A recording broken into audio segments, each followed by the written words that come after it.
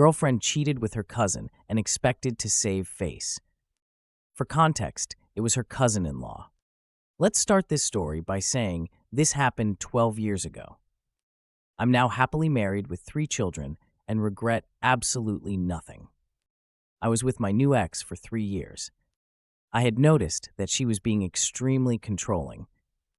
I was expected to give every little detail of my day and tell her my schedule in advance, and if I deviated from that, she would be very upset. She chalked it up to just bad feelings she was having and shrugged it off as her paranoia for past relationships of infidelity. I had never once cheated or strayed, and I never gave her a reason to act like this. It felt unbecoming of my fiancé to act in such a way.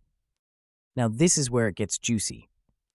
After she had asked for my schedule to make plans, as mine tends to be more hectic than hers, I noticed she was texting someone. In my line of work, if I put in more than 40 hours, I have the ability to take time off at will as long as the work is completed at a later date. I was very good friends with her brother, and still am. We laugh about this to this day, and he actively reminds her of it. I messaged him, stating I wanted to do something special for her, a little bit earlier than our anniversary, to make sure it was a special surprise. They both worked in the same fabrication facility. He was a fabricator, and she a shipping manager.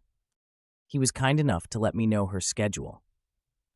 That's where the discrepancy falls into place. Without my knowledge, she was foregoing overtime. She worked 12-hour shifts Monday through Friday, with the exception of Wednesday, when she would only work half a day. She had been taking Wednesdays off right around the time that she started getting extremely controlling. Lucky for me, I had stacked several days of leisure time up, so taking a Wednesday off for me was not an issue. A few days go by, and Wednesday's here. I put on my work gear and leave for work. I was expecting her to leave as our apartment complex had 2 exits on the same road. I could see directly across from a shopping center, so I parked my car near the back and waited. After about an hour, I notice a very specific red Mustang with a specific decal on the back window. It was her cousin by marriage. I had also done my due diligence to take an old laptop, which we kept on our desk in an office area with a full view of the living room, bedroom door, and bathroom, plus the kitchen. I had set it up for remote access and had it alert me when the webcam noticed movement. Giving her the benefit of the doubt, I thought he may be dropping something off or coming over to assist her with something, as her family sometimes does. Sure enough, a message came through, so I remote into my laptop. He walks through the door without skipping a beat. She unbuttons his shirt and begins kissing him. I created a URL link for the live stream, and as she was preoccupied, we had a family group text and a friend group text. They were both part of it, but at the current time, they were currently indisposed and didn't look at their phones. They didn't even wait. They could have gone to the bedroom, but no, they decided to get freaky-deaky right there on the couch. I sent the link off to the friend group chat and the family group chat. Within minutes, I'm getting calls nonstop from friends and family alike. There was no turning back. She was getting blown up, but she was ignoring her phone.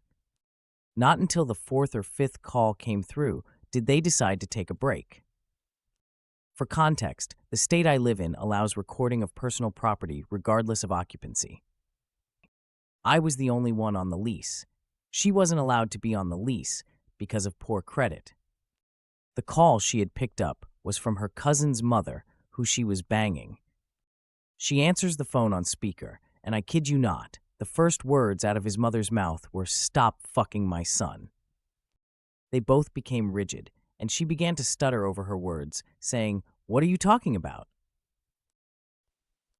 The mother then divulged that there was a live feed of them sent out by me to her family. She grabbed every pillow off the couch and covered herself up.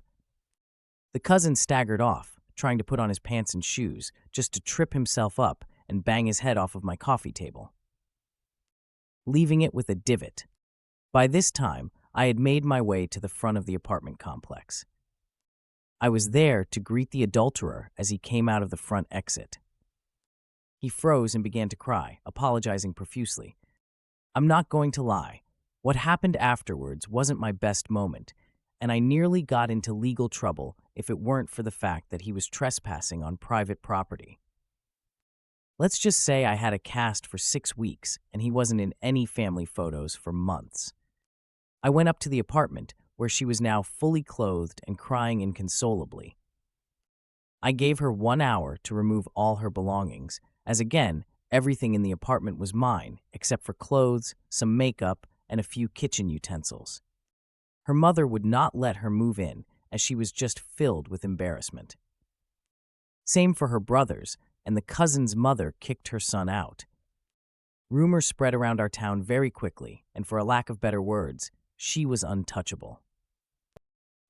In this Reddit story, the narrator shares their experience of discovering their fiancé's infidelity through a live stream they set up. The level of control and paranoia exhibited by the fiancé raises red flags, ultimately leading to the shocking revelation. The aftermath involves confrontations and a messy breakup, leaving the cheating partner isolated and ostracized. It's a story of betrayal and empowerment in equal measure.